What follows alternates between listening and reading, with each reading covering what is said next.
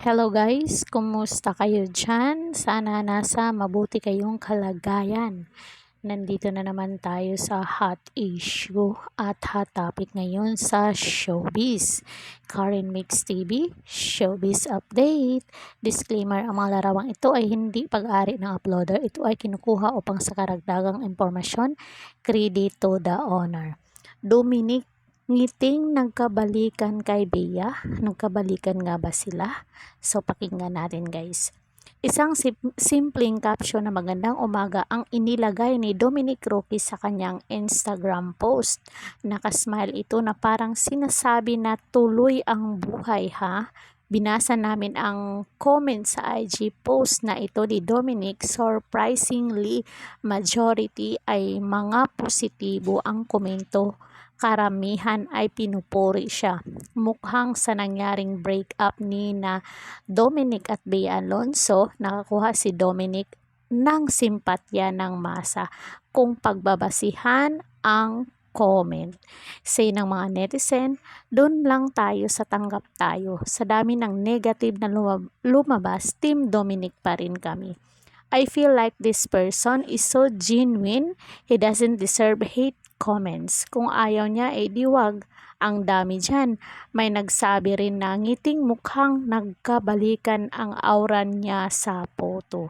Anong masasabi niyo dito guys? Kay Dominic Roque, syempre, happy na siya ngayon at tinanggap na niya siguro ang nangyari sa kanilang ni Bea na breakup. Naka-move on na siguro itong si Dominic.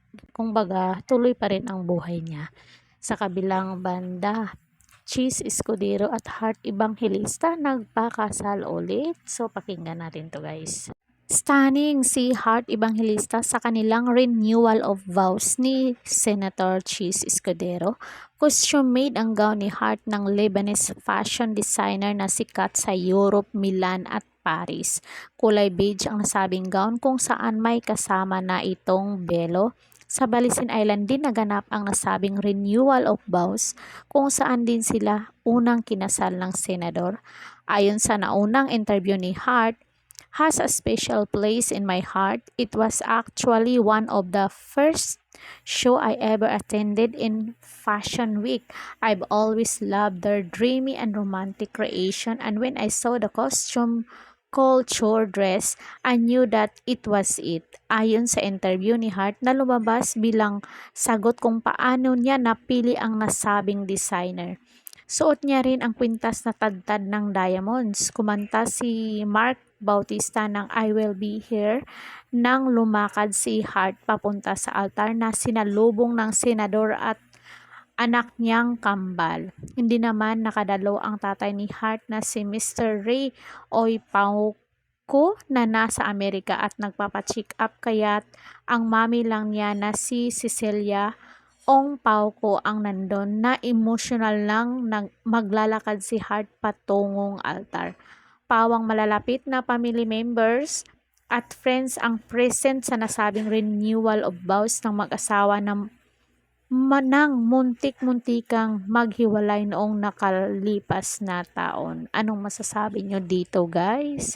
9 years ago na kinasal ang mag-asawa sa nasabing lugar din at kaparehong pitsa, February 15, magkaroon ng reception ang bagong kasal sa Manila sa February 17 pero close friends pa rin daw ang invited pero kasama na raw ang mga kapwa senador ni Cheese Escudero at ilang kaibigang kongresista.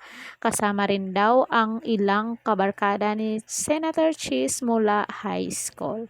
So comment down kayo nito kung ano masasabi nyo sa ikalawang kasalan ni Hart at Cheese at kay Dominic Roque na mukhang magkakabalikan itong mag-ex na si Bea Alonzo. Sulat nyo ang inyong mga naging pahayag para mabasa natin. Karen Mix TV, Showbiz Update. Don't forget to like, share, comment, and subscribe para ma-notify kayo sa ating mga latest video. Ring bell all niyo ako. Hanggang sa muli and thank you so much.